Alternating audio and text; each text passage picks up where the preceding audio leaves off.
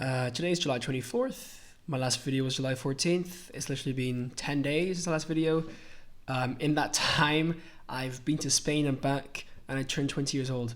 So quite a lot happened, actually. Although while I was in Spain, I wasn't doing much programming. But I have just published a blog post. Also, by the way, the setup. Whoa. Yeah, quite different because I've also moved out. Yeah, that's right. I also moved out of my house, of my flat. That also happened. I'll be moving to my next one in September. So I have like a month of, more than a month of this. I do still have the other monitor, the dual monitor, but it's upstairs and I'm kind of lazy right now, so I haven't brought it down. Hence why when I switch to my thing, you can now see my OBS, but whatever.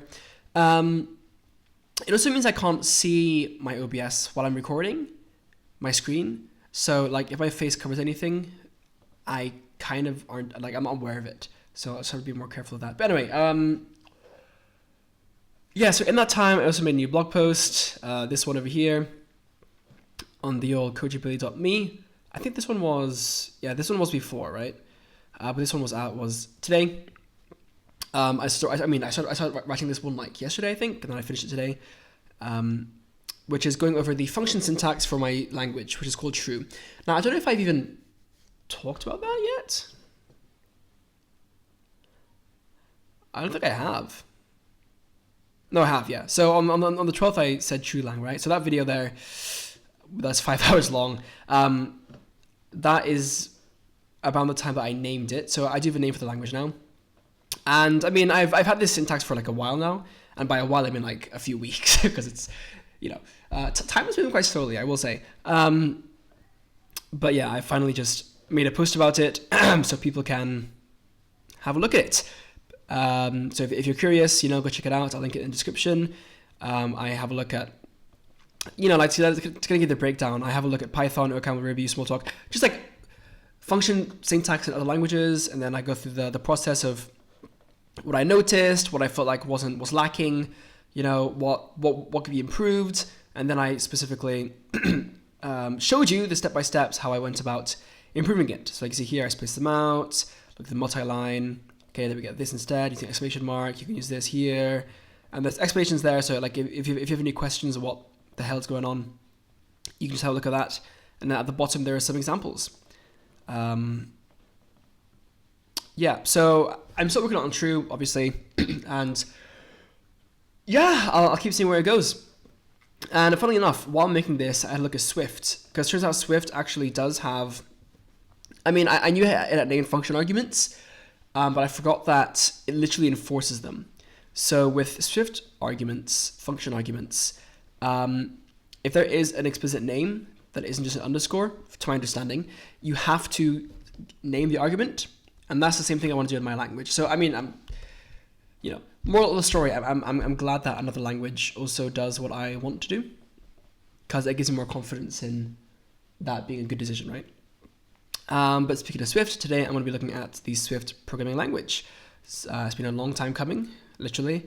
One of my friends in uni literally uses Swift like constantly for all his stuff because he's targeting Apple iOS development.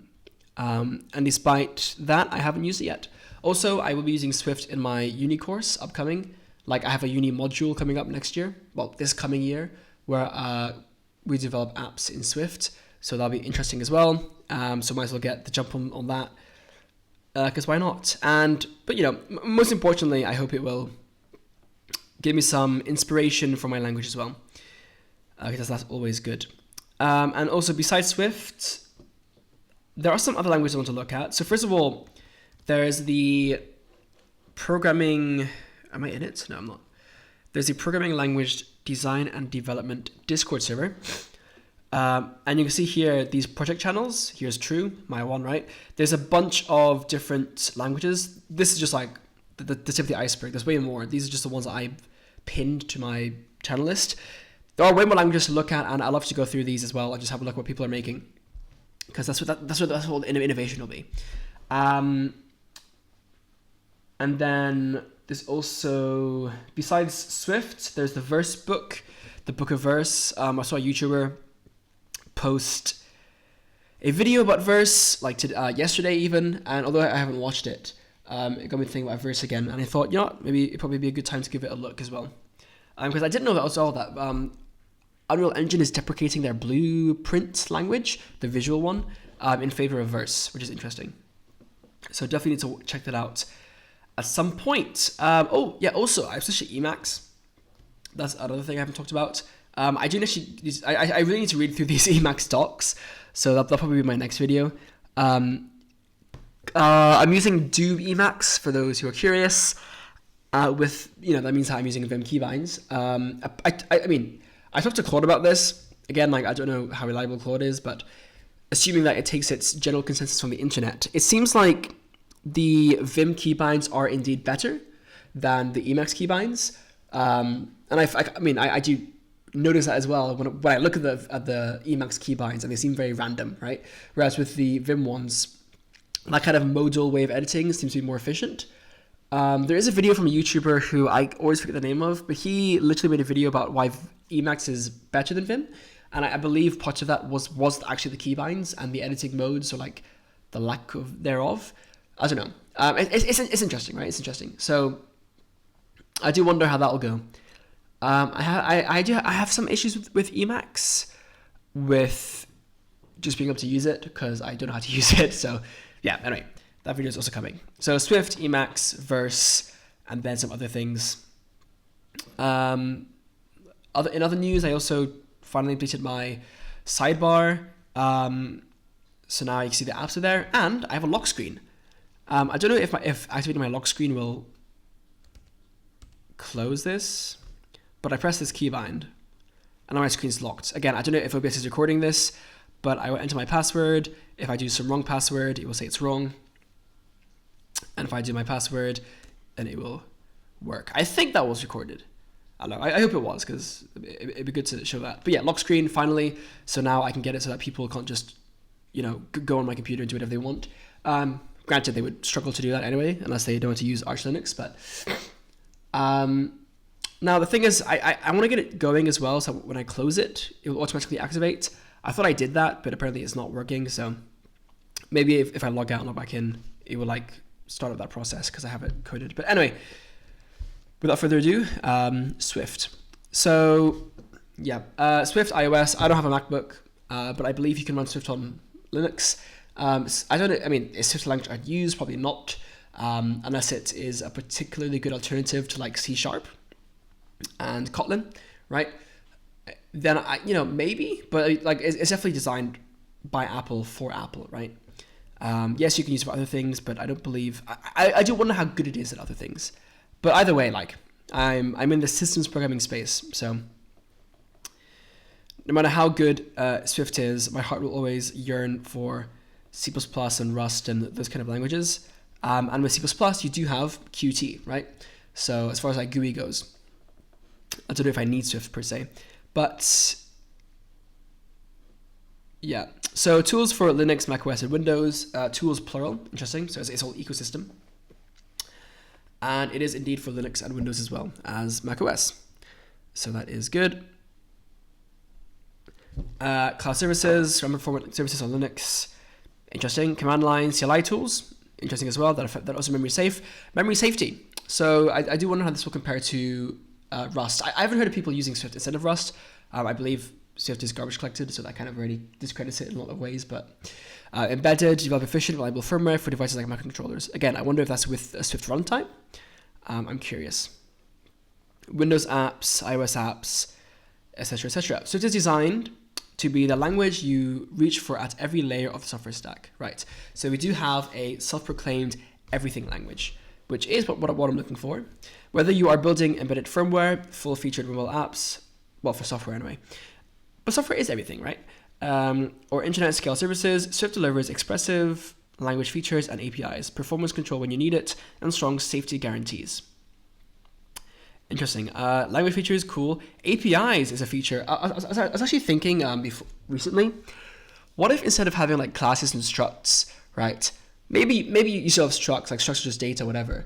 But like, what if instead of having classes, you had an API, right? So an API is like a thing that you can define, and like it's called literally an API, right? It's an interface. that a user interacts with. I mean, you know, same thing, different name, whatever. But like, I wonder where you could go with that. Performance control when you need it, interesting, and strong safety guarantees. So fast. Swift meets the most performance critical needs while allowing your code to remain expressive and approachable. Swift compiles directly to native code and provides predictable memory management. So is it garbage collected? I'm not entirely sure. Here we have SimsD16. Is it garbage collected? I assume it is, because most GUI things are. And if it wasn't, I don't know why Swift wouldn't be talked about more in the C++ versus Rust versus Zig conversation, but maybe it has some way to like disable the garbage collector. Like I know that's in C#, for instance, you can use C# without the garbage collector and without the, I presume, without the .NET runtime, but it's tedious is what I've heard. Like tedious to the point where it's not worth it. Unless you have to. So I do wonder. Vectorize check that UTF-8 buffer is all ASCII. Func is ASCII, UTF-8. By the way, I do like func over fun. Just putting it out there. Is ASCII, UTF-8 is a span. SimD16, UT8, to bool. Okay, we have like C++ syntax, it seems, with the templates, and or Rust, I guess. So that's already sticking out to me. Compile all the code units into a single entry, UTF-8.indices.reduce into SimD16. Okay, that must be an empty constructor. Interesting. $0, and then we have a bit set, or like a bit or whatever. UTF-8 at $1. Interesting. So I wonder if this is an anonymous function syntax, because this looks very similar to what I was going for with my language, but I use an @ sign instead. The issue with that was that the scope wasn't clear. So I really wonder how this is going to work. Assuming it is anonymous syntax, I don't know what else it would be. Obviously, I'm going to read this in more detail, but just looking at it now, UTF-8.indices.reduce. So UTF-8 is the variable, right? I don't know why it's purple. That threw me off for a second. And then it's a SimD16 unit 8, and it's a span of that. So it's reading a SimD16 type. What actually is a SimD16? Like, is it just a 16-bit register?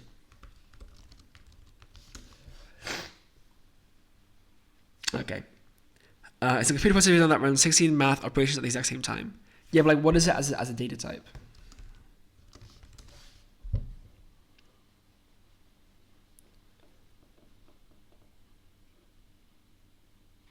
(16-bit).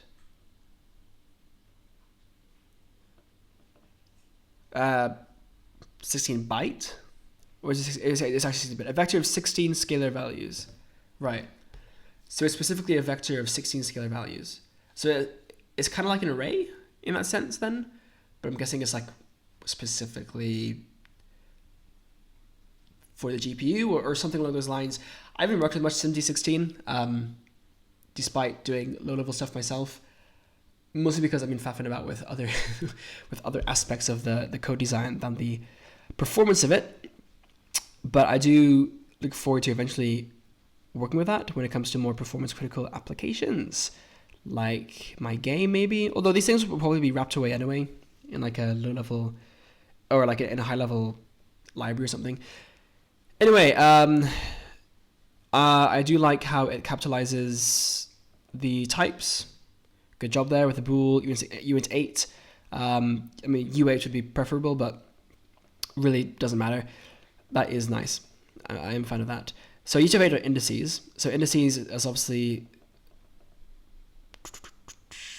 I assume it's part of the SimD16 type and not the span. So that's a bit confusing because like, is the span being seen through?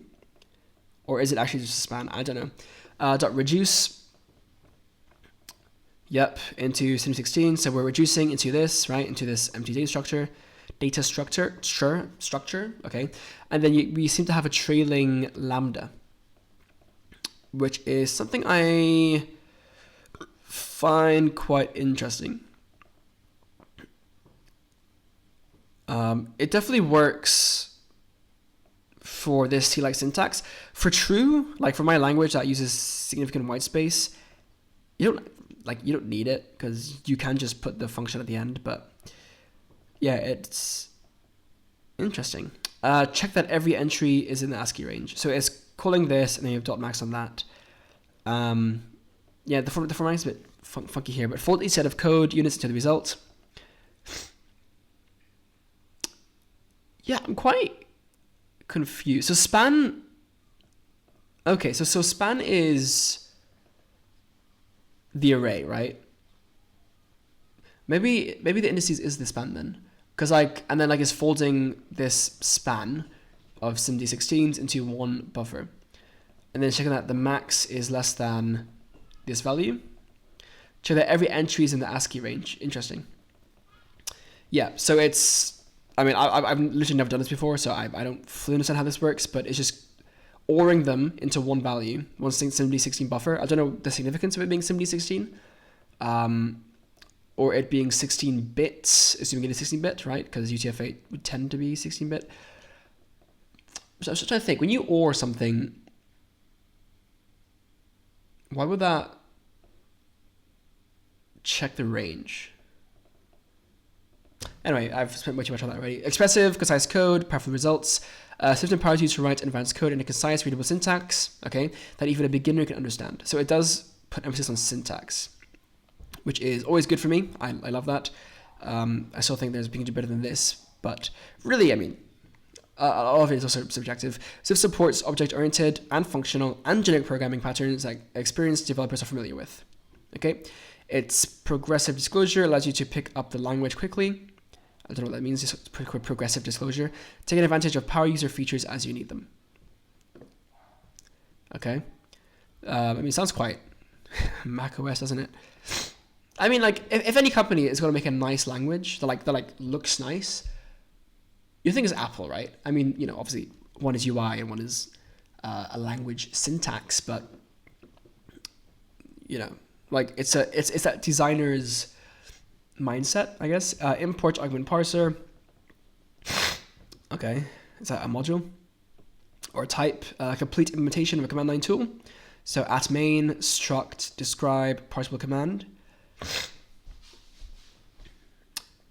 So there's a main struct. Is that what it's saying? As opposed to a main function, which makes you wonder if you have freestanding things.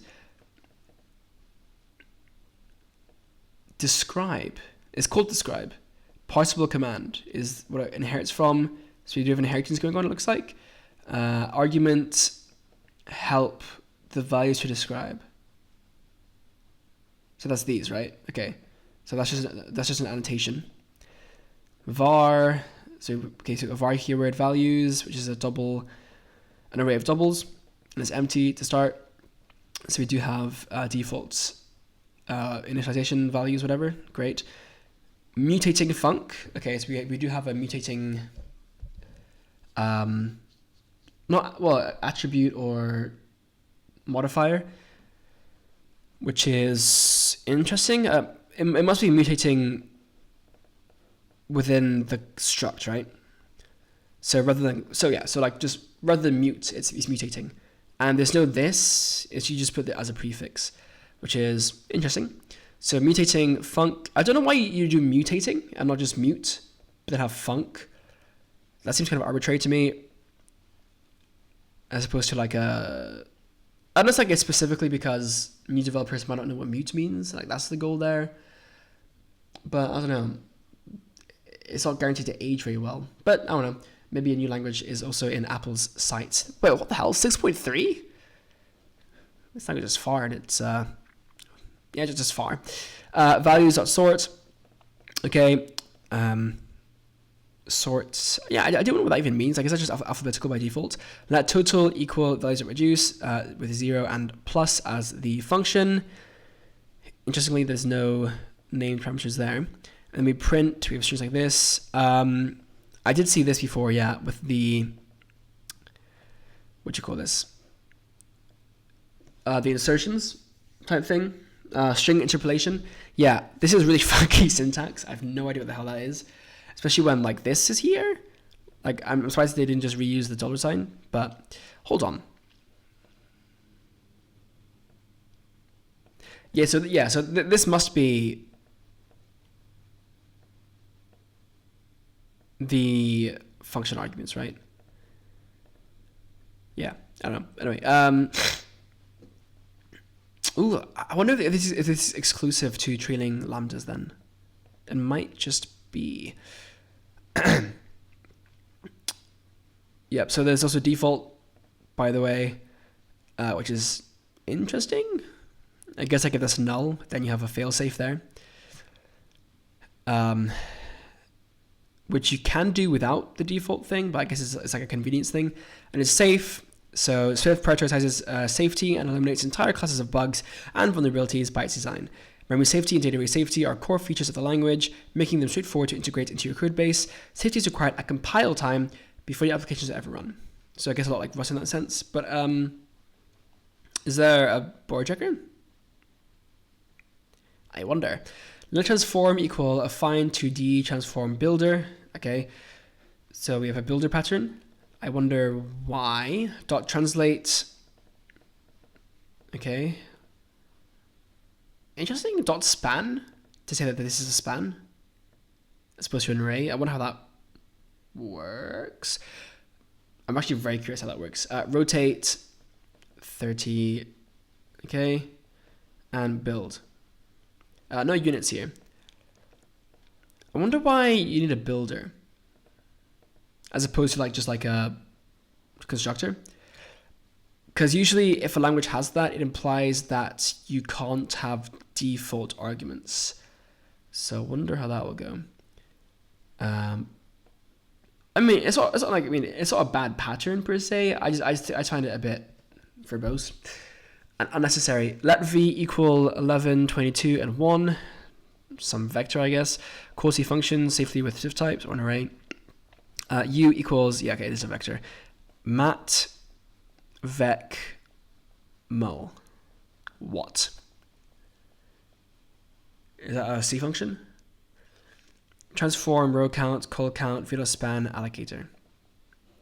Let your attitude equal vec mag utos. Okay, I don't understand what that's even saying. By the way, this is shout out to the person who made this website. It's very cool. Interoperable. Okay. ISO C++. Adopt Swift and existing code incrementally. Swift provides unmatched interoperability with its combination of natively understanding C and C++ types without the need for FFI and offering bridging for bidirectional access. That is huge. That is genuinely huge. I've always wondered, why can't more, because like C++ does have a stable ABI, why can't more languages just support C++ in their certain library? Like if Rust and Zig and all these other languages, I mean, maybe they do to an extent and I'm just not aware of it, but if all these languages want to support more like we want to not steal, I guess, but well, yeah, to steal, right? To win the favor of C++ programmers, you know, you want to give them the libraries that they use so that they can use them in your language, right? And for some reason, they only ever focus on the C API of things. Like, why not C++? Like, yeah, it's a massive, you know, language with a massive sound library. But even just like supporting a few common things, like a standard string, for instance, would be quite useful. Like officially. Swift's interoperability features allow you to incrementally adopt the language into existing code bases without requiring a full code rewrite. And like even if you do support the full language, like yeah, it's a big task, but like once it's done, it's done. And then you have interop with C++ libraries, and it's kind of huge. Like it's really important, or like really not important. It's really useful.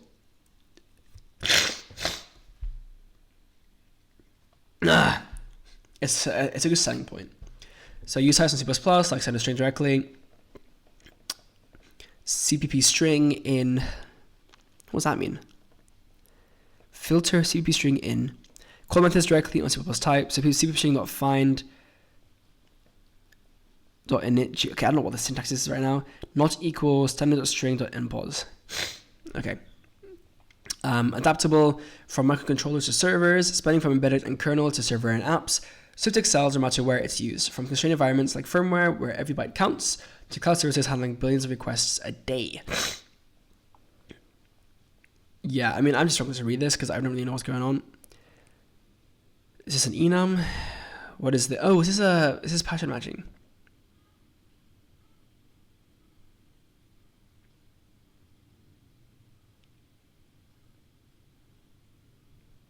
Is it pattern matching? I really can't tell. But okay, we'll find out. And it's open source, which is pretty damn cool. Very base, actually. You got Xcode, VS Code, Emacs, and NeoVim also here. That's interesting. I do use Emacs / NeoVim. I mean, I'm between them right now, as I already talked about. So have a quick look at the blog.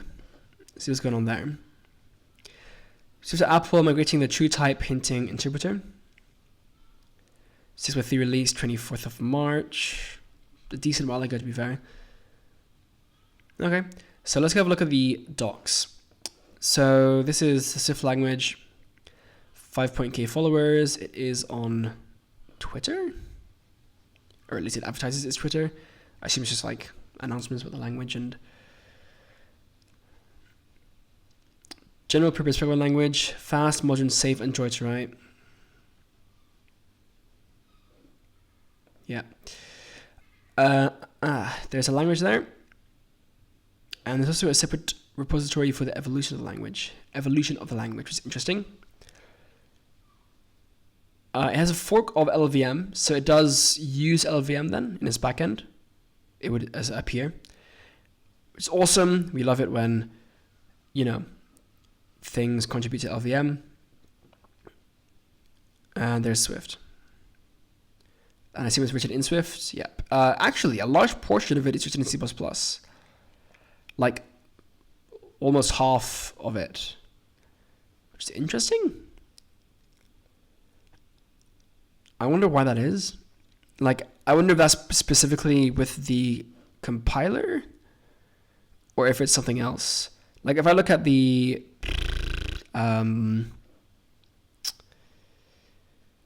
where would this actually be?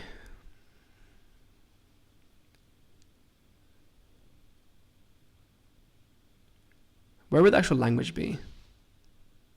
Lib?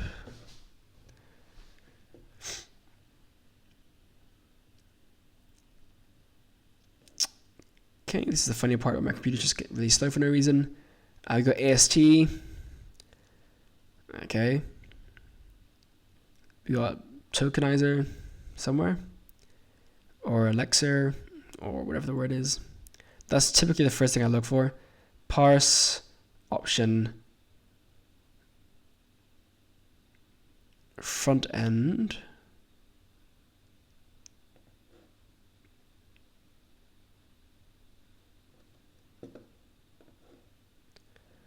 AST.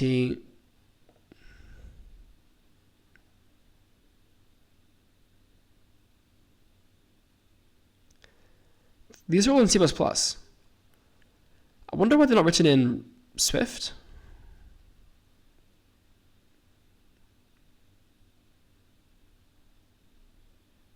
Is it because it's just like a big project, a big task, or because like what? I don't know. Anyway, cool. Gives you instructions for Emacs and NeoVim. Awesome. It's cool that it just like has that on its own page. That's very cool. So far, I'm quite attracted to the thought put into this language. Can I put that back?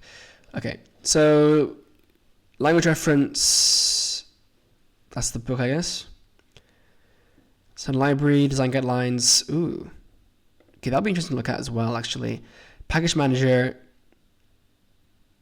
core libraries, REPL, debugger, bunch of things. You can mix. They put a lot of focus on mixing Swift and C++. So now I'm really questioning if this language is garbage collected. Maybe I was wrong. If it's not garbage collected, I'm actually that would be quite surprising. Before I go any further, why isn't Why is so much of Swift written in C++? Give a bit of the context around this. Historical, it was built up with Clang and LVM, which are C++ code bases. When Apple started Swift, we're using Clang's existing C++ infrastructure.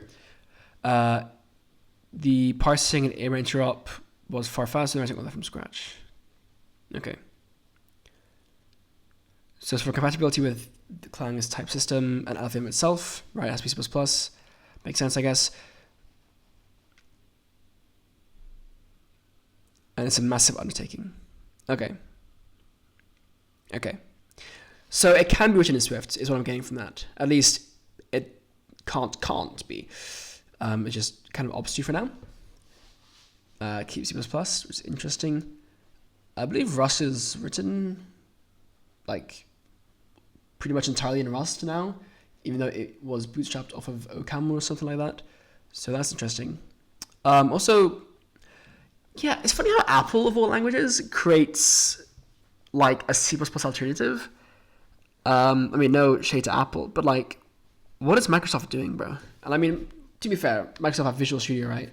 They've invested a lot of resources into C++, but I do wonder if they'll ever have their own language. Oh wait, C# exists, but like, you know, like a low-level language. Also, it's called C# as opposed to like their own name. So, right, language reference. I wonder how long this is. It's actually pretty short, so we'll look at that afterwards, I think. If you just Swift, you can check out these additional resources. Okay, so this is the book, right? Different translations. Okay. So I probably want the tour, but it all goes into the same place. So let's have a look. Different domain switch there. Wow, this reminds me of like the App Store in a nostalgic way. Yeah, I mean, it looks different now, but like, damn. Right, so actually, it looks like manuals I've seen for game companies. So there's quite a lot, obviously. I don't know how far I'll get with this, but I guess we'll just go straight into it, right? Right, so the Swift tour is like literally a Swift tour. Like, it's very quick. 6.4 beta, I believe we were just looking at 6.6, right? No, 6.3. So this is actually ahead of the game. So let's have a look. About Swift. Swift is a fantastic way... Okay, can I... Yeah, I can shrink this. Swift is a fantastic way to write software for phones, tablets, desktops, servers, or anything else that runs code. It's a safe and fast programming language that combines the best in modern language thinking with wisdom from a diverse open source community. Cool. That is open source. Swift is friendly to new programmers without sacrificing the power and flexibility that experienced programmers need. It's an industrial quality programming language that's as expressive and enjoyable as a scripting language. The compiler is optimized for performance and the language is optimized for development without compromising on either. Cool. Strong start. Swift defines away large classes of common programming errors by adopting modern programming patterns. Variables are always initialized before use. Yep. Makes sense. I mean, it's interesting because like with C++, these things are just ignored for performance reasons, and that's where UB comes from, undefined behavior. Like I thought, like I when I use C++, I kind of expected undefined behavior to just be like a normal programming thing. It's not. Like most languages do not use UB to their advantage in that way. Like C++, UB is basically just like, you can't do this, and you might be warned about it if the compiler is nice, but otherwise, you know, like you just have to know this, or else you're going to cause issues. Like you should never have UB in your code, ever.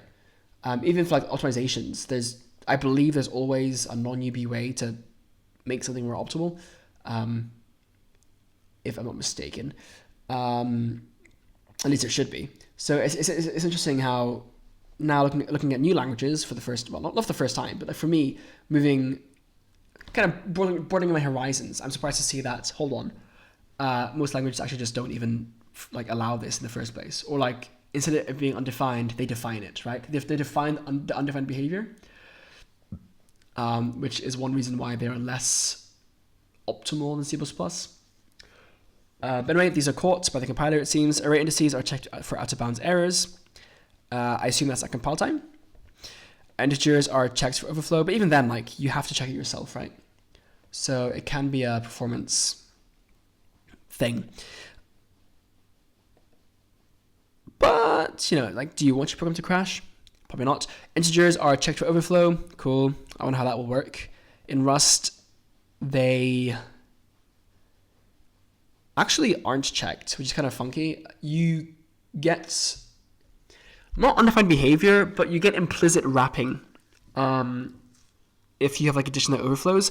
It's weird. In debug mode, you get a panic. But in release mode, there's no panic. It just implicitly wraps.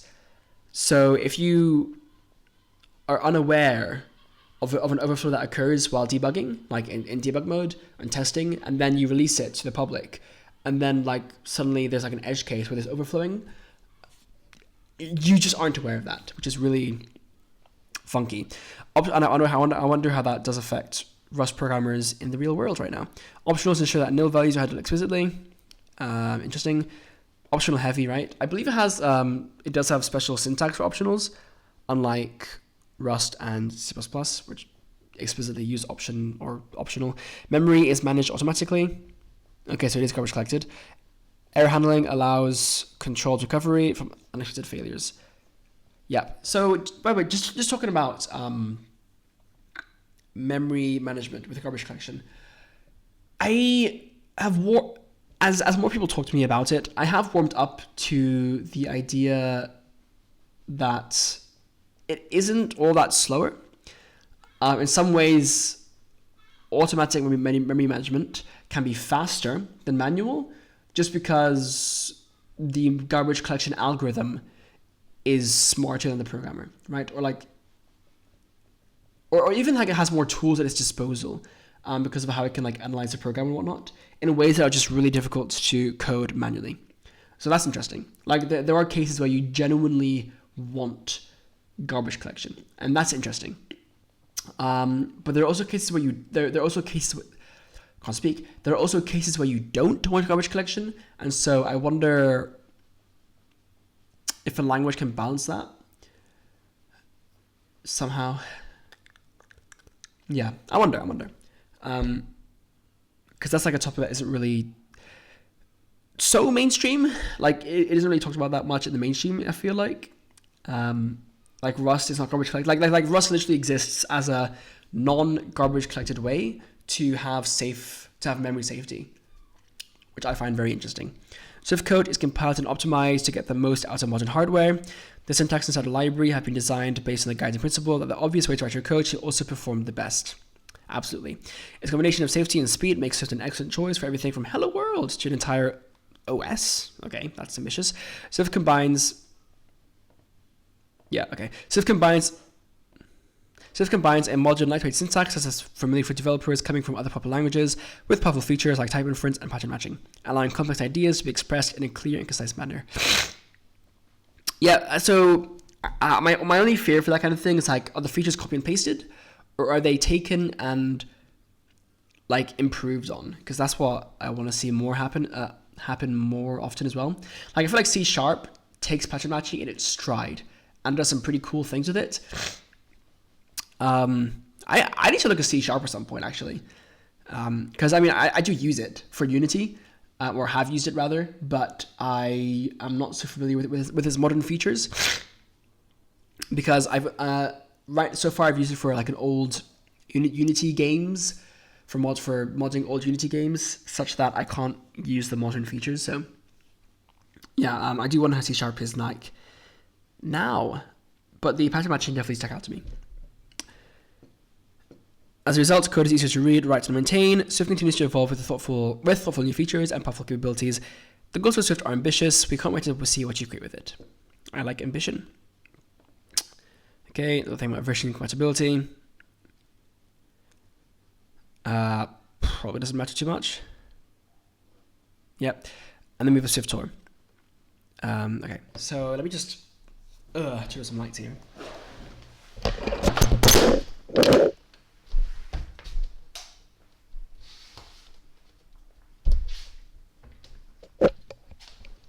Not sure how my microphone fell down there, but yeah, there aren't really lights to be fair. Or at least I don't like bright white ones.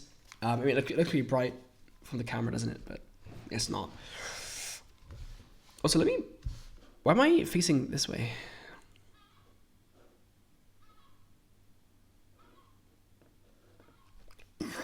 Right.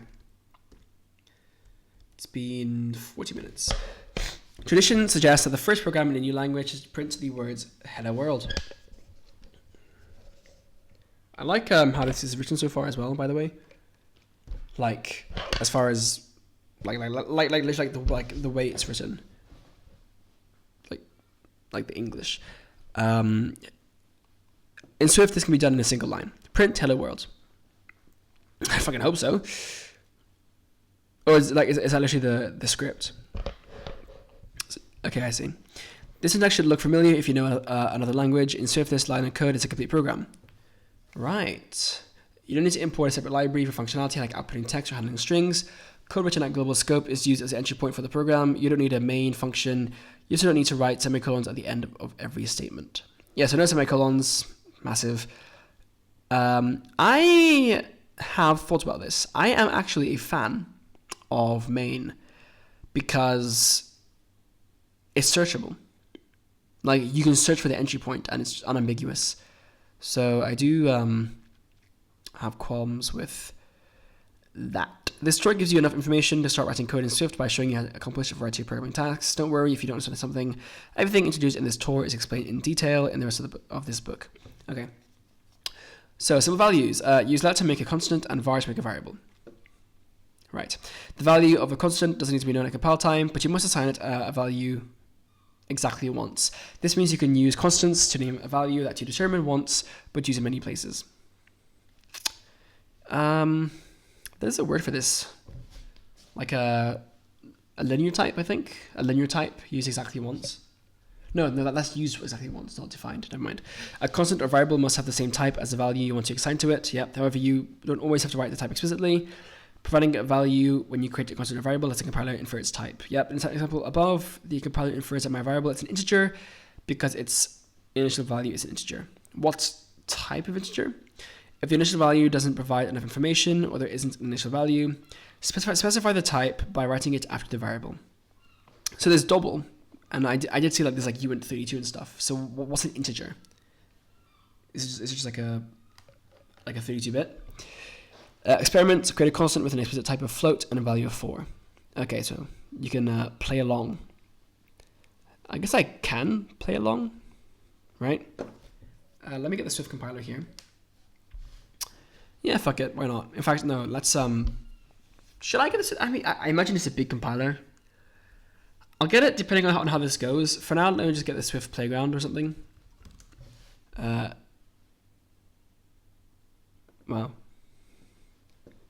there's an app for it. That's pretty cool. Even on iPad. I mean, I guess you kind of keyboards on iPad. Is that a game? I wonder if like I know Apple has like a dedicated game store, Apple Arcade. I wonder if those use Swift. Or like if at least some of them use Swift. Fuck my eyes. Okay, so this is that. Can I go dark mode? No. Okay, just probably just turn my brightness at this point. Right, so I don't know what foundation is, but let's go ahead and just print hello world. Awesome. It knows I'm on Linux new.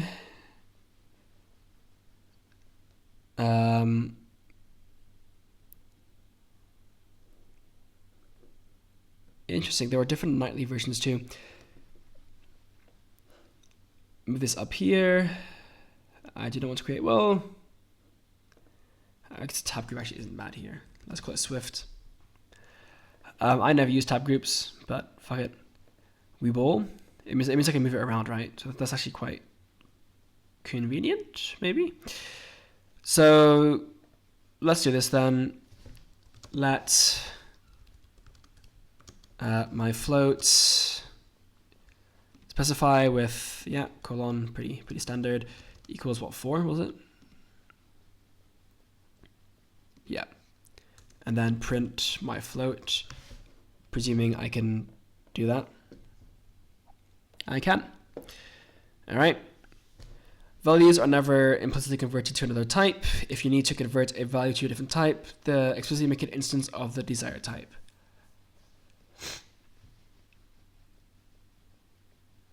String, I see. Label plus string width, yeah. Good. Pretty standard again. This was just like Java, Python heads, scripting heads, whatever, who would find that strange. Yeah, so I'll just point out, I like how you can use 70, which for a double. For some reason, there are some languages that where you literally cannot assign a non-decimal pointed number literal to a float or a double. I don't understand it. Like, I don't know why you can't just interpret this as a fucking double. Like, it's a literal. Get over it. So that's cool. That's an integer. Okay. Concatenation uses plus. Unfortunately, and we have string there. Try moving the conversion to string. What errors you get? Okay, there's an even simpler way to include values in strings. Write the value in parentheses and write the value in parentheses and write a backslash before the parentheses. One day I'm gonna record a video where I'm not like horribly congested. I've got to see a doctor for that. Yeah. Use this to include what's called experiment, to include a floating point calculation in a string, and to include someone's name in a greeting. Sure. So let's my name equal Kojo. Print hello my name. Yeah. Leave it at that. Use three double quotation marks for strings. Are those called double quotation marks? I guess so. Create arrays and dictionaries using brackets and access their elements by writing the index or key in brackets. A comma isn't allowed after the last element. So there are training commas, and dictionaries have their own syntax too, which is cool. So that means that dictionaries are actually a built-in feature, which is interesting. You don't see that too often. Like C has arrays, but not this. Rust doesn't have dictionaries or maps, to my understanding. Even like C#, I don't think supports it natively. I believe it still uses a different type. And Java too. So that's cool. I wonder how that is implemented under the hood. And also how you'd go about differentiating between like a hash map or like an ordered map where things aren't hashed. Yeah, whatever. Arrays automatically grow as you add elements.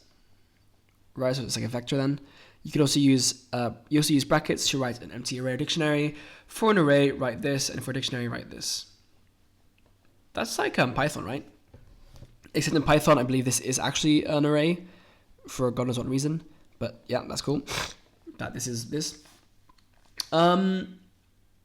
Yeah, so arrays being vectors by default, i.e. dynamic arrays, is interesting. Makes me wonder how static arrays are defined. And also, is that a good default? It's a convenient one. But it means that you may overuse vectors where you don't need them. Which is why I tend not to like that idea. If you're assigning an empty array, control flow. Okay. Use if and switch to make conditionals, and use for in, while, and repeat while to make loops. Okay. We're missing Well, true, I guess, right? Parentheses are on the condition or loop, variable are optional. Optional? Why optional? Like, why not just enforce that you can't use them? Like, Rust doesn't let you use them. Well, I mean, it does, but it suggests you don't. Braces around the body are required. Yep, which is good. Let individual scores equal... Okay, the funny thing is, though, in a language with significant white space, you don't need the braces. Like, it doesn't matter. Let individual scores equal 75. Okay, 14. Like, again, like, does this need to be a dynamic array? Like, I mean, I guess the compiler can deduce whether it is mutating or not, but like, you still want to warn the programmer, right? And I didn't catch this here. This is var. Yeah, okay. This is let. So I guess because it's let, then it's not dynamic, right? Which, fair enough. But like, what if you want a static size, but then mutable elements? Like, how would I do that? For score in individual score, yeah, I don't know if there's plus. In an if statement, the condition must be a Boolean expression. This means that code such as if score is an error, not an implicit comparison to 0. Thank God. You can write if or switch after the equal sign of an assignment or after return to choose a value based on the condition. So it's an expression, right? Flexing the Unicode support there.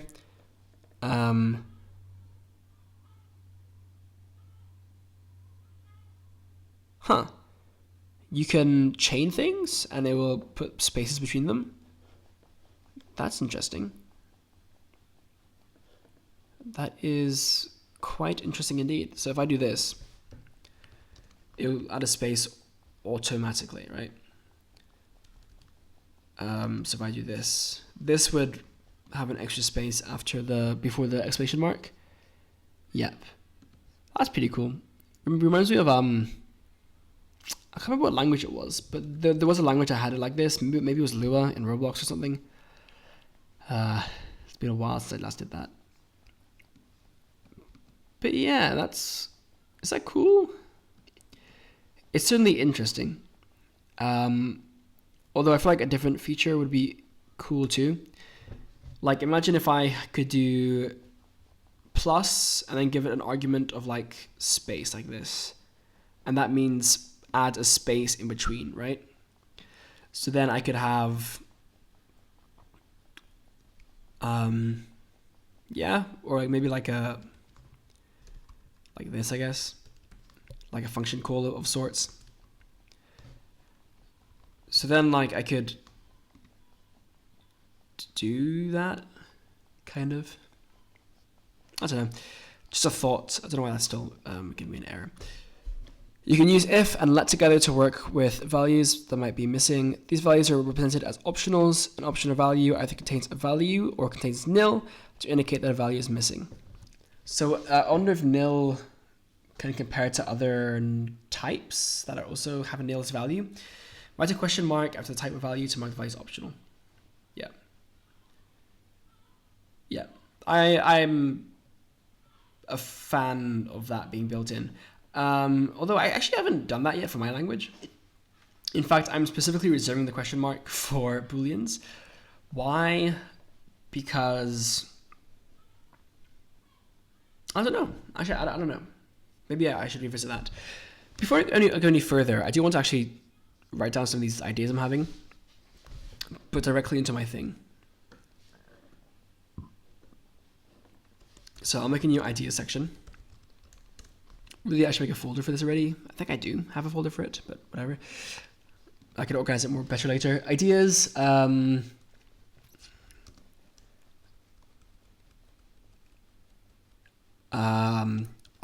Operator args of sorts. So, for example, if we have concatenation, right? So like, hello John, like this, because I use a different operator for concatenation. Yes, my language has operator overloading through traits, but I feel like plus for addition and plus for concatenation like because those are two different concepts, I think they should have different symbols. Hence I have and here. What will I use for addresses? I don't know yet. Probably just Azure, to be fair. Anyway, hello and John. That is hello John. But if I have, don't ask me why I'm doing John. I think Terminator's in my mind right now. But if I have hello at with a space and then John, then that would be hello John. And that kind of just saves you from having to do like the thing. In fact, to make this even more explicit to why it's useful, define greeting, right, as hello, and define name as John. And then with that, we have greeting and name. And here, same thing. And now it's more clear why we can't just have the string, right? Yes, you could, I guess, do this, like greeting, space, and a name. Yeah, but whatever, just an idea. Right? Or for wrapping, right? So right now I have this as a wrapping operator, but what if it was instead like define, not even. Let's say I had, I don't know, 255 U8 plus wrap, let's say, plus like 10, whatever, right?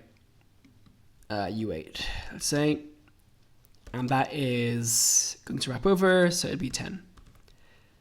And to make this even better, or just more clear, let's have 255 be 252. So this would come up to 7, I believe. Is that wrong? 255, 256. Probably 6, actually. Right? Because 3, 4, 5, 0, and then 6.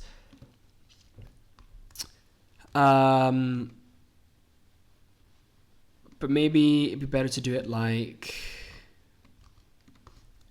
this instead. So plus, and then have like wrap equals true. That is obviously very verbose though. Or even call it infix. So you have like plus, right, these, and like wrap equals true. Question mark. Because that is how my thing works there. Like this. Again, it's verbose. There's the alternative, which is just using the plus wrap operator, which I think is justified given it's such a common operation. Would it be wrapping plus or plus wrap? I'm trying to remember. I do actually have a list of this. But I don't know like which makes more sense. Wrapping plus. Yeah, I do wonder which makes more sense. Also, I'm missing symbols here. I'm missing the wrap plus equals. Yeah, I look, just didn't even do that. I guess it makes sense to put it before just so that you can add it to a thing afterwards. I mean, yeah, I don't know. It's kind of arbitrary. Maybe I'll find a reason to have it a certain way. But yeah, this is the alternative, right? Because it's just there. But yeah, that is an idea. Is it a good idea? I don't know, but you know what? Ideas don't hurt to entertain. Change optional name to nil. What greeting do you get? As an else clause, that says a different greeting if optional name is nil. Okay. If the optional value is nil, the conditional is false. This is if let, by the way. If name equals optional name. Oh, I did also. Yeah, no, I did address it.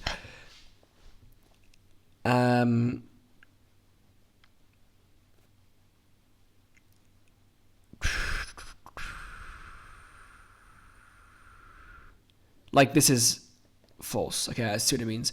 Another way to handle optional values is to provide a default value using the question mark operator. Yeah, I have seen this actually. If the optional value is missing, the default value is used instead. So yeah, so I don't know why you need to have the default thing for string interpolation. Like if I have print, can I zoom in here? Yeah, that's good enough. Like if I have print hello, you know, like John, and run that. Okay, this has to be a variable. Let's see. Define name equals John, name, run.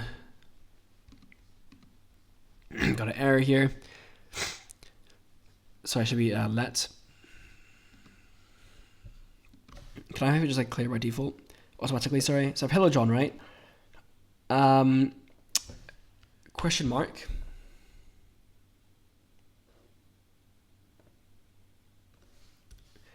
Actually, how's that work? Hold on.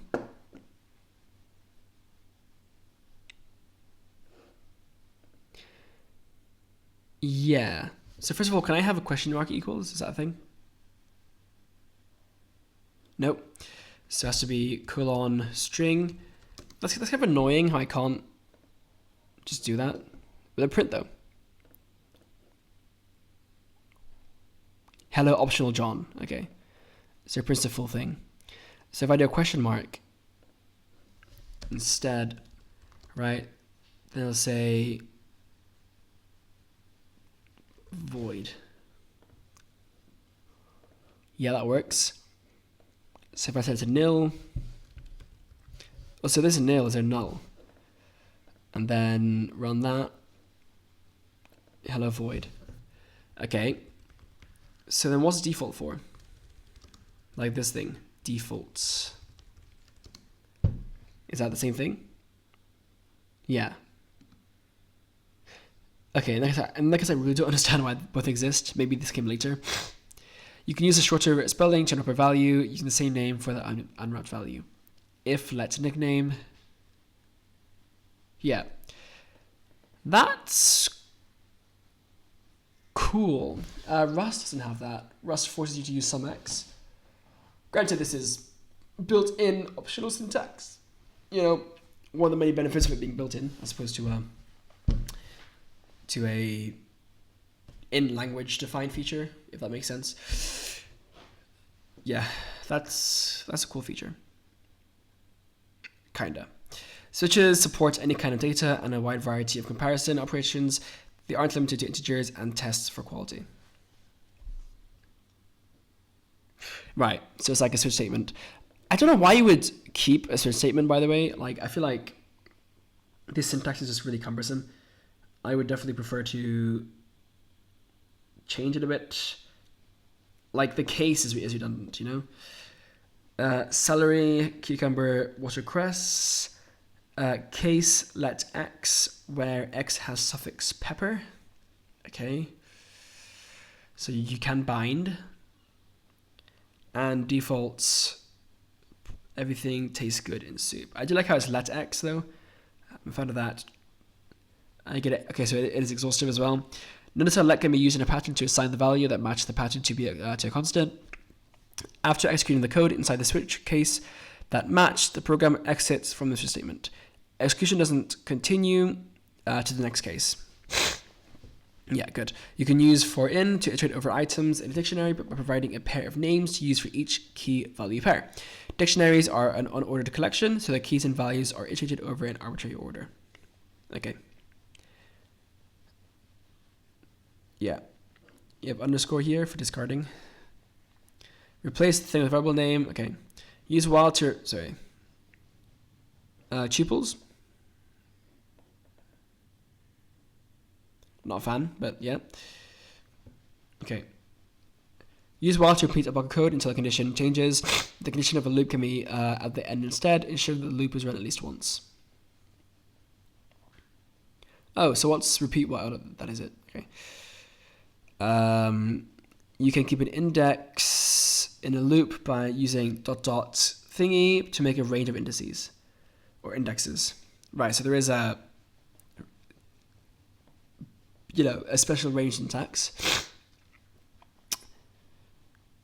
And triple dots includes both values. Okay, so it's not dot dot, it's dot dot dot.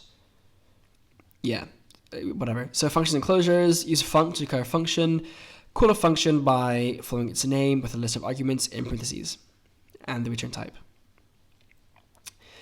Remove the day parameter, add a parameter to include today's lunch special in the greeting. So we do have name parameters here. If you do not double up, it seems like you don't have to specify it. It seems like you don't have to specify both an internal and external name, which is nice. By default, functions use their parameter names as labels for their arguments. Write a custom argument label before the parameter name, or write underscore to use no argument label. Right. So underscore is an explicit opt-out, which is pretty cool on Wednesday.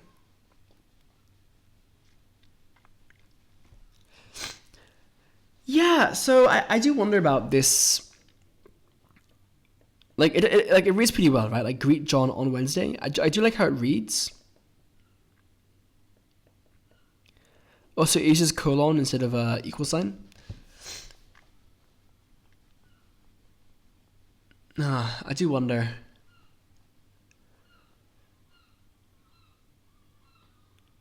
Because mine... Hello. Mine uses... Right now, I'm not thinking about supporting both internal and external names. You just have one name for the thing. Because variables... Like right now, my conceptual model is that function name should be an action, like do this, do that. Variable names should be an object, right? So like a title, name, condition, day, right? So having function calls, though, be designed such that they read like this, it's very interesting, and I do like it. So it's really a question of how can I make it work in a way that's consistent and like nice and yeah, consistently nice, let's say. So let me create a new source as well. This is the Swift, I don't know what this is called actually. The Swift programming language, literally. Okay. What?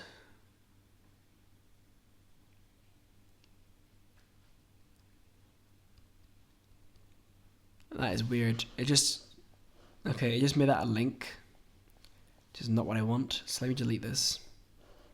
Try again. The Swift programming language. That is indeed what it's called. I should probably be editing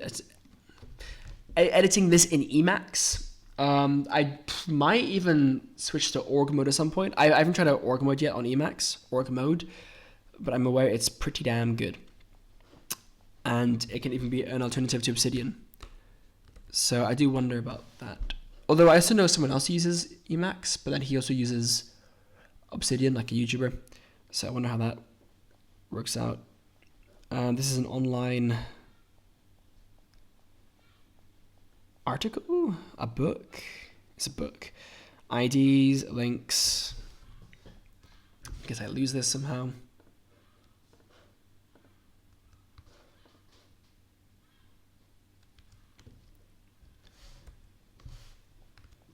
Yeah. So where are we? This is a Swift tour.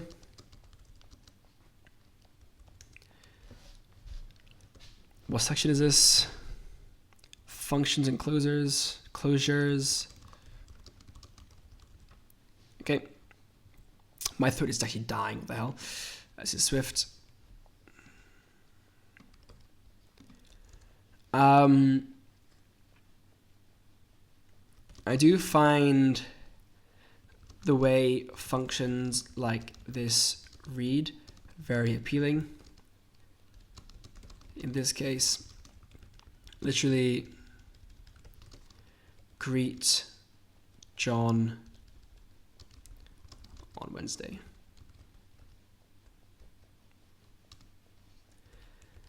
Is arguably better, is arguably easier to read, and not more difficult to understand than if I did greet name John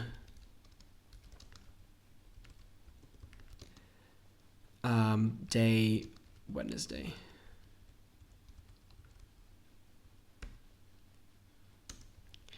Granted, it says hello person, today is day. Right, so hello John, today is Wednesday.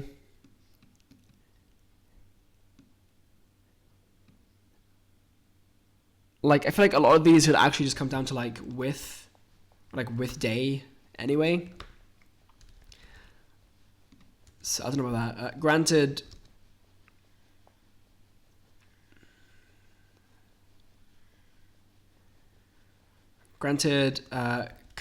considering the output would be hello John, today is Wednesday. It's not really greet John on Wednesday, but more greet John with the day as Wednesday. At which point I would actually argue that this does make more sense. So greet John, that's fine, on day Wednesday.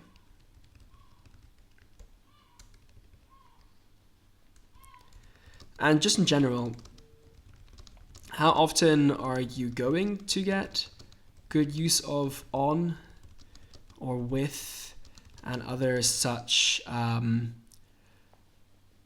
what's the word? Auxiliaries? Prepositions. Because I'm not so confident.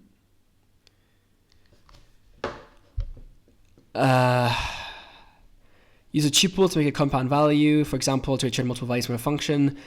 The elements of a tuple can be referred to either by name or by number. Yeah.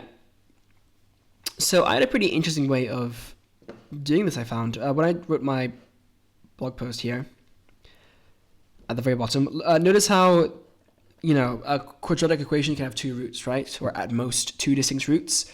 So you would usually use a tuple, but my language doesn't have tuples.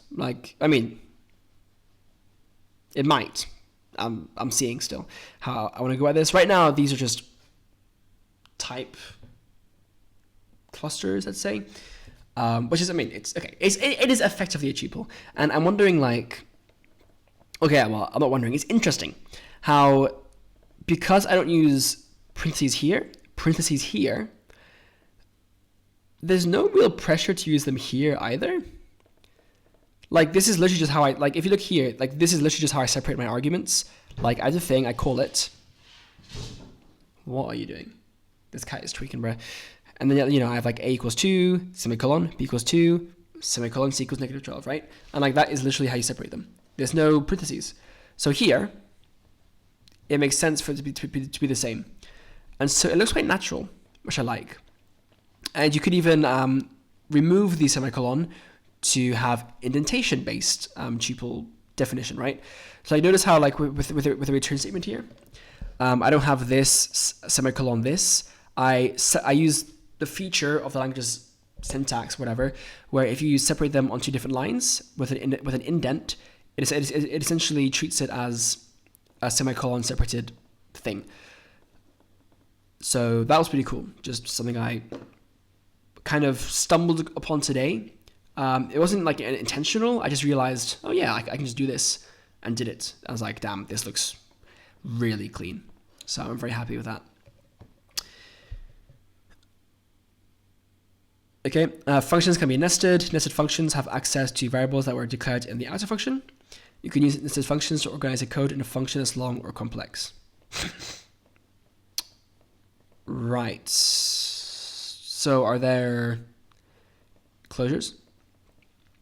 Or is this the alternative to closures? Var y equals 10, yep.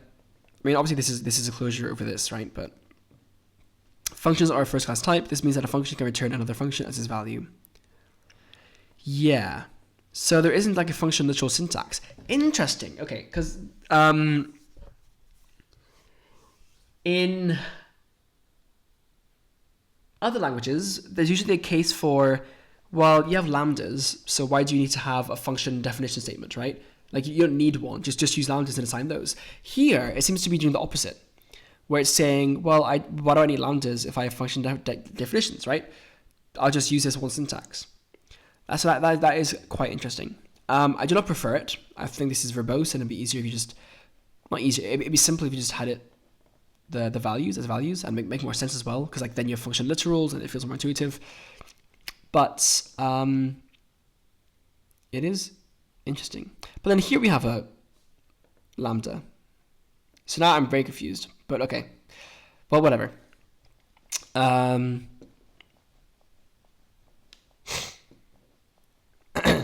Yeah. Functions are actually a special case of closures, blocks of code that can be called later. The code in a closure has access to things like variables and functions that were available in the scope where the closure was created, even if the closure is in a different scope when it's executed. You saw an example of this already with nested functions. You can use a closure without a name by surrounding code, so anonymously, by surrounding code with braces. Okay. Use in to separate the arguments and return type from the body.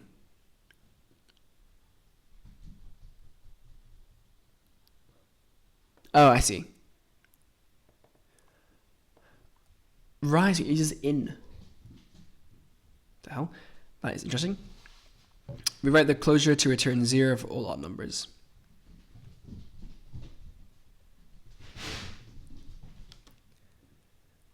Sure. So let's have a numbers,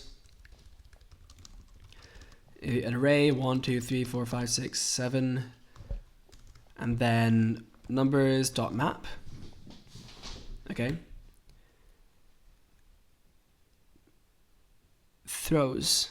We got exceptions. Weird. Then we have to use this. Brace. Okay. And then the argument. This is really funky, actually. We'll have x of type inferred, let's say, and returns also inferred. So I think we should do x in, right? X in if return if x modulo 2 equals 0, then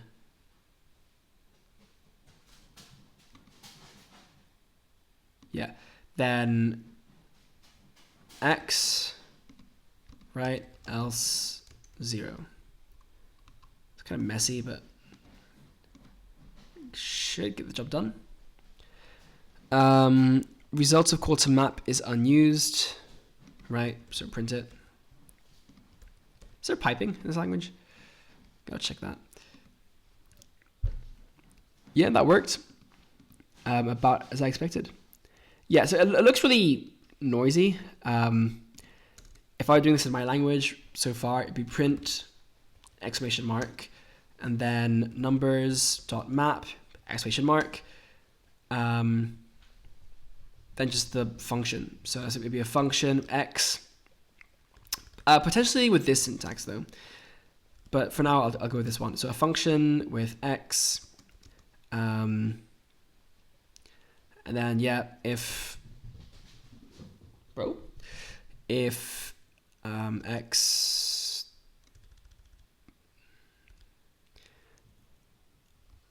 trying to think how I want to format this. I guess I'll go a new line. If x over 2 is 0, then x, else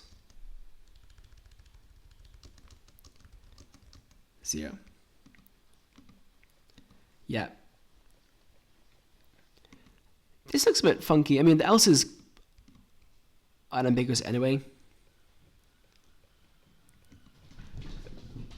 These cats are running around, bro. But yeah, basically like this, whatever. Yeah, this just feels like awfully verbose.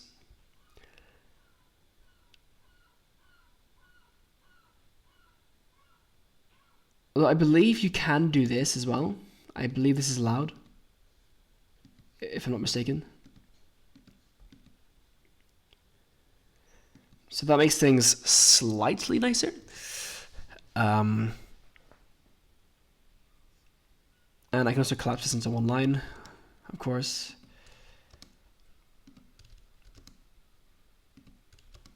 Which again makes it look a lot cleaner.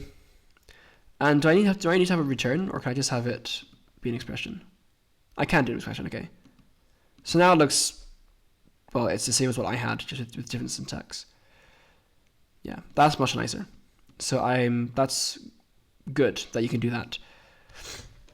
Nice. Use several options for writing closures more concisely. When a closure type is in your nodes to the callback for a delegate, you can omit the type parameters. Insert return type or both. Okay, single statement closures implicitly return the value of their only statement. Oh, okay. So I didn't even look at that. You can refer to parameters by number instead of by name. Yep. This approach is especially useful in very short closures. Right. So then, but then there's scopes to that closure, right? So you can't use them in like other contexts, which is interesting. Fuck. So for here, for instance, I could omit the x in and just have $0, $0.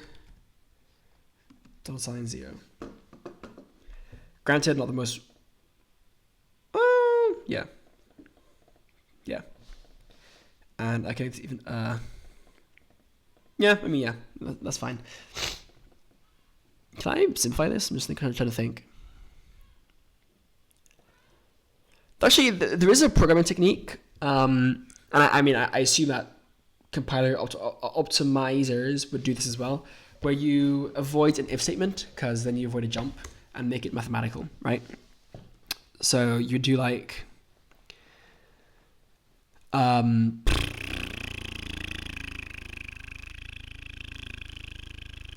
modulo 2. Notice how if it's an even number, then it gives you 0, right? So times the first argument. So this will make it so all the even numbers, right, are 0. And then to do odd numbers, I need to do some kind of, it's kind of like flip. So like 1 becomes 0, 0 becomes 1. There is a way to do it. You subtract 1 and then take the absolute value.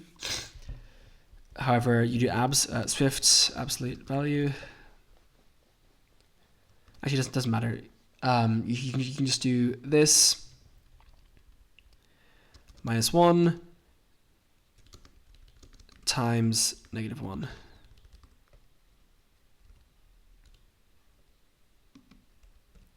And that will flip the sign.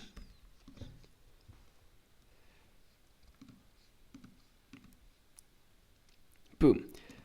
Same result, and you avoid having to use a if statement, so you don't get a jump. I don't know why I felt compelled to do this. Is it particularly useful? I mean, yes, for a compiler. For you writing your code, you should probably avoid it because it just makes things hard to read and understand. But yeah, just something I was reminded of just now that I haven't thought about in a while. So again, in my language, you would do print, create a new line if you want to have it just be a bit more distinct without having to use parentheses, and then do numbers.map, and then you would pass in your function, so it would be at 0. Same thing, actually. At 0.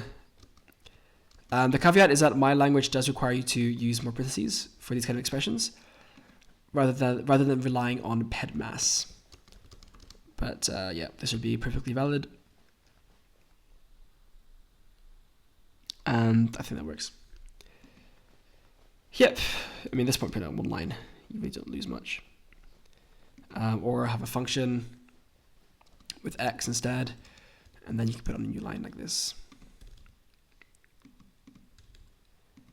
So, yeah, a bit of fucking around. Objects and classes. Use a class followed by the class's name to create a class. A property declaration in a class is written the same way as a constant or variable declaration, except that it's in the context of a class. Likewise, method and function declarations are written in the same way.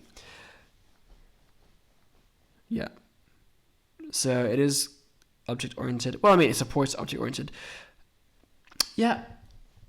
Object-oriented isn't a good name. It's more that it supports objects. Add a constant property with lets and adds another method that takes an argument.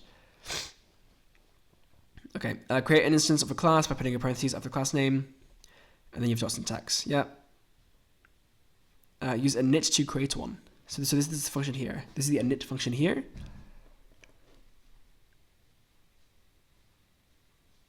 Okay, and the self.name. So how do you call it? Self uses yep, self uses that, every property, yep, okay. Every property needs a value assigned, either in declaration or the initial. So, okay, so it cannot be initialized. Does it have to be? Yeah, I guess it has to be, because then you can access the parameters immediately, right? But then the compiler could still catch that. Maybe. Use dinit to create a initializer if you need to perform some cleanup before the object is deallocated. So you do have a destructor, and it's called dinit. Subclasses include their superclass name after their class name. Okay, yeah. Methods and subclass with override. Okay, so a bit Java-like, or even C++, I guess. But cool, and you just call it like that. Cool. So I assume then that dinit is called implicitly. Make another subclass. Okay.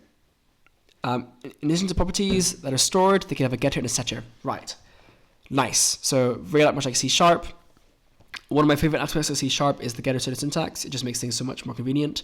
But I'm not a huge fan of how it looks when you call it, because I prefer a function call to be a function call. So that's something that I'm still grappling with. In the setter for perimeter, the new value is the implicit new. Yeah, okay. So the initializer has 2 different steps. Is that here? Does this, calls a super, and then it sets number size at 3. Number of sides is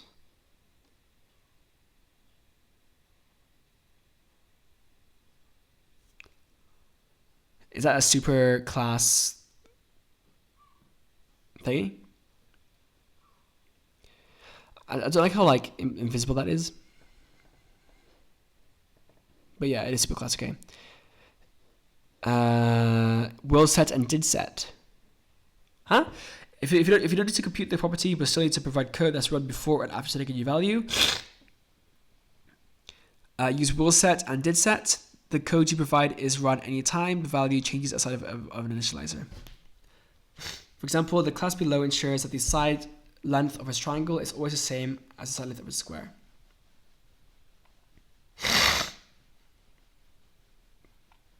What's new value? That must be implicit, right?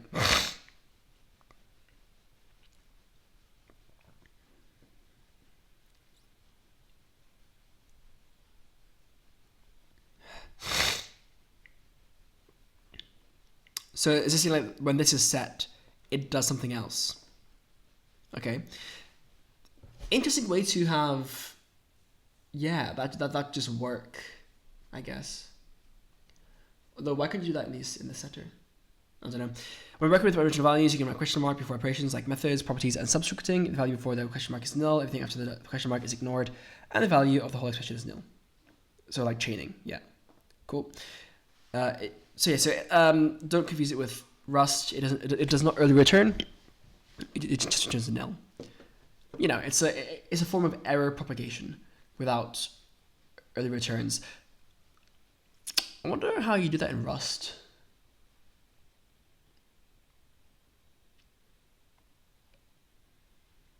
Like idiomatically, as in a way that doesn't suck. Enumerations and structures use enum to create an enumeration. Like classes and author name types, enumerations can have methods associated with them. So case 8 equals 1, yeah, nice. It does use case keyword, which I like. I don't know why these need to be separate though. But yeah, I'm a fan of that. What's the word? Like how they are literally, like it reuses the syntax. Is what I'm trying to say. And to be fair, that's a good reason to have a case here as well. Notice how it also uses dot, which is also quite cool. I'm a fan of that. Some people use that for booleans as well. I think that's a bit silly. So yeah, I do wonder if you should use dot, leading dot, or if it's just kind of like a unnecessary eyesore. Write a function that compares two rank values by comparing their raw values. By default, Swift assigns the raw values to like a 0 and incrementing by 1 each time, but you can create this behavior by explicitly specifying values. In the example above, Ace is explicitly given a raw value of 1, and the rest of the raw values are assigned in order. Okay.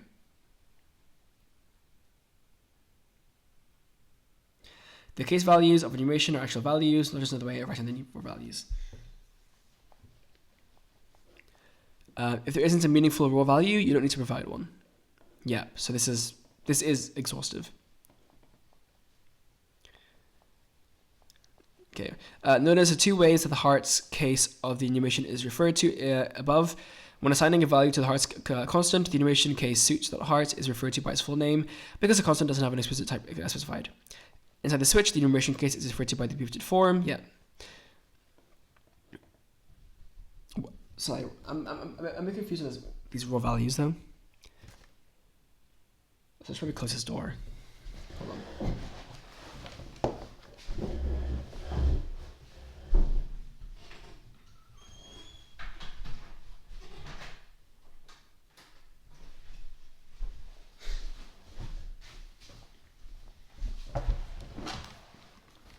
If an enumeration has raw values, its values are determined as part of the declaration, which means every instance of a particular enumeration case always has the same raw value.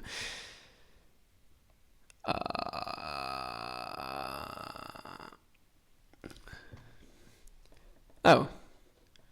Right, so you do have tagged unions built in, which is always handy. Let success equals to response or results.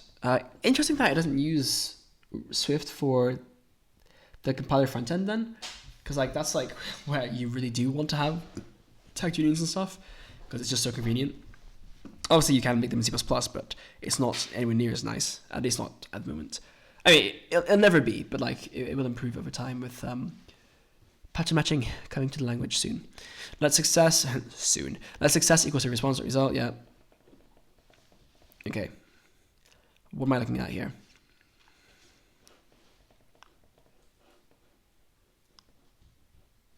Okay. Associated values. Yeah. Okay. Notice how the sunrise and sunset times are extracted from the server. Use structure to create a structure. Structures support many of the same behaviors as classes, including methods and initializers. So there's a difference. They're copied. Yeah. Yeah. Same C#. Not a fan of how that's how we go about references. It's one reason I don't like garbage collected languages. Like for some reason they don't. I mean, like I get it's automatic memory management, but like sometimes I just want the low level control, and I'd prefer if you gave it to me. Write a function that returns an array containing a full deck of cards with one card. Okay, don't care about that. Concurrency, right. I have not done much concurrency in my time, but I have used a bit of async await in C#, and it's a plague, right? Like, if you suddenly have to make something be async in your code for like loading a Unity asset, then suddenly your entire code base becomes async await, and it really is quite ugly. Use async to mark a function that runs asynchronously. Async primary to 97, don't remember one. Okay, you mark a call to an asynchronous function by writing await in front of it. Yeah. Use async let to call an asynchronous function. Yep. So it looks very C-sharpy. I do wonder how this differs from C# in general, even, and like why I would use Swift over C#. That's my main question right now. Use tasks to call synchronous functions from synchronous code without waiting for them to return. Yeah, there's also task in C#. Just have to kind of remember how it works. Await.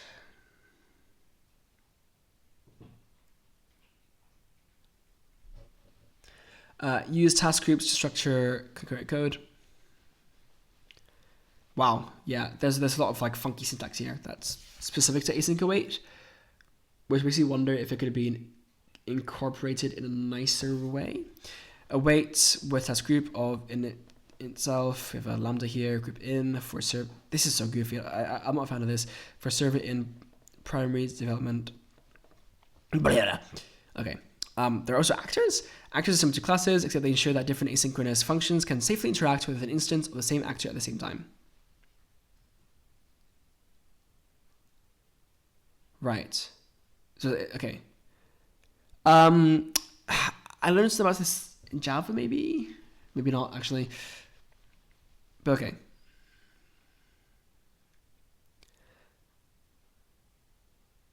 Okay. When you call a method on an actor or access one of its properties, you mark that code with await to indicate that it might have to wait for other code that's already running on the actor to finish. Protocols and extensions. Use protocol to declare protocol. What does that mean? Oh, so it's like an interface or something. Okay. I wonder why it's called a protocol of all things.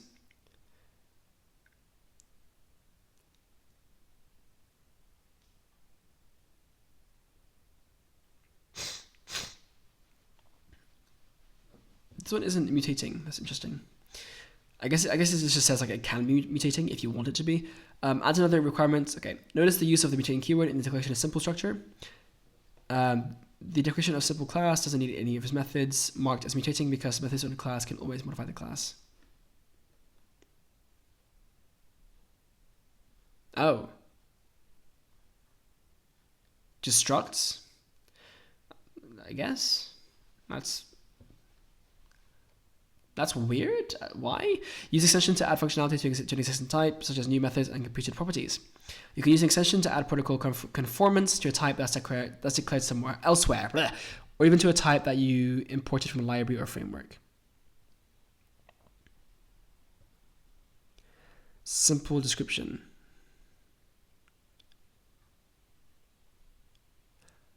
Cool.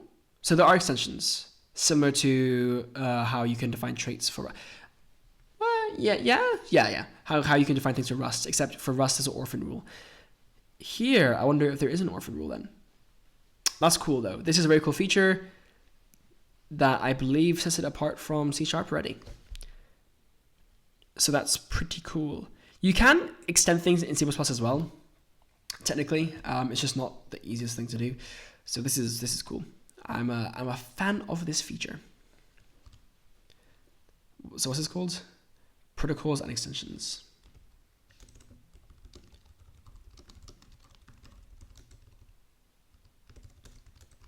Oh, okay. I had to copy the code block, just minus the tag.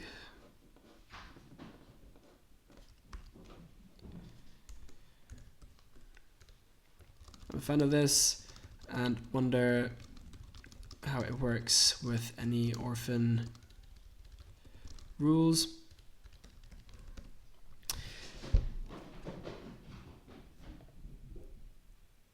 What the hell?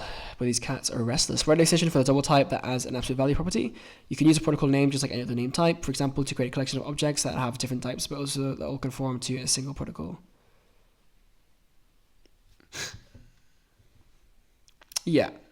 So like any example protocol, that's interesting. How it's any, followed by that. But like integer, I guess, right? Even though the variable protocol value has a runtime type or symbol class, the compiler treats it as the given type of example protocol. Yeah, okay. Error handling. Oh, there's an error protocol for enums. And you can throw errors. Yeah, exceptions. Ugh.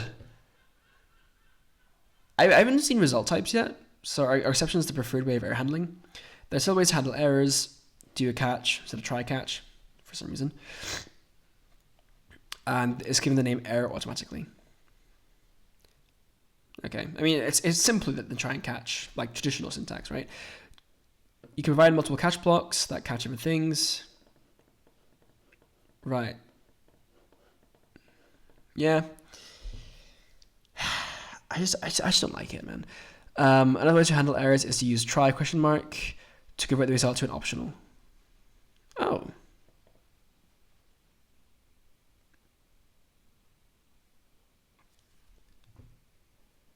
But it discards the error and makes it nil, which isn't not nice. But I do appreciate how you can convert an exception very easily. So what's this? Error handling. Although try discards the actual error as nil, if there is one. I do appreciate how there is a very, simple way to convert an exception to an error as value. Or in this case, just an optional type. Beats having to manually do some try, and then like catch, return, option, return some, like return none, BS.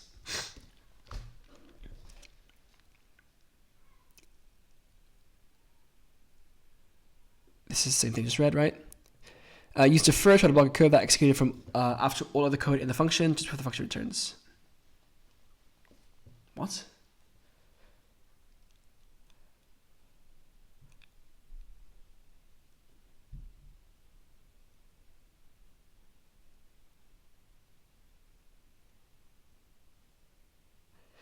What? Why does it need to be defer in a language that has destructors? Very interesting. I wonder how often that's actually useful. Like in this example, with fridge contains, like if you just did like a class, I know like, just make a class, Kojo, oh, look at this guy, OP guy, but like, I mean, like this literally would fit better as a fridge class with is open, contents, and contains, That's like kind of the thing there. So this seems more like just a way to sidestep having to create a class, like creating a class for no real good reason. Generics, angle brackets, kill me. Is there the turbofish thing? But yeah, okay, generics. So actually, similar to Rust generics, even like almost the same. Okay, so there's you can implement it manually. I mean, I'm not surprised. Of course you can. But yeah, that's how you do an optional type, but explicitly, I guess. None or some wrapped. Why is that lowercase? That's fucked. Use where wrap the body to specify a list of requirements. Yeah. Interesting requirements here. So I can say like thing does not equal 0, right? Is that something I can do? Okay, that's the end of the Swift tour. Let me just check here. Like if I have a function, safe div, right? And I say I have my numerator of type, I don't know what the type would be. Let's go with double. And my denominator of type double. Can I say where?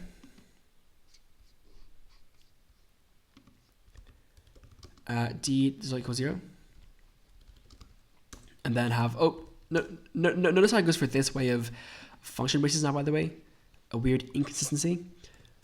Yeah, then we just return n over d, right? Which is like,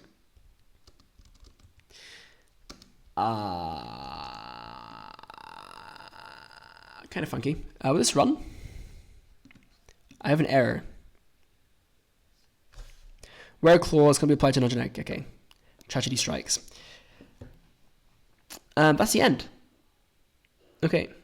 So I want to go to Tesco before it closes. So I'm going to end the recording there. But hey, so far so interesting. Definitely look forward to reading more of it. There's a hell lot. Do I even need to go through it actually? I feel like I already kind of understand a lot of it, but whatever. I can skim through it then quite quickly in the next recording. But yeah, there's Swift. Interesting. It looks very C# like, but with some other additional features, like with the extensions and the defer. Again, don't know how useful defer is, but extensions are definitely useful. So I wonder how this will go long term. Yeah, very cool. I will come back to this, read more of the documentation, and if I don't see anything that seems weird, I might even try making a simple application in Swift. Or like at least do more research. In particular, I'd want to do more research into the non-garbage collection side of it, right? So like if I want to use Swift for modding tools, for instance, can I do that nicely? And I'll also talk to my friend about it, I think, and see what he thinks about Swift in general. Because he, like I said, he's been using it for a long time. Well, I say a long time, like a few years, maybe even less. Because he got a MacBook quite recently, if I remember correctly. He used to use Windows, but now he's like obsessed with Apple. So, like you'd think he's used it for like years, but either way, he knows Swift, so that'd be cool. And yeah, I look forward to using Swift in my upcoming university course as well, because that is coming up. So exciting. Subscribe to see more language design development content, among other things.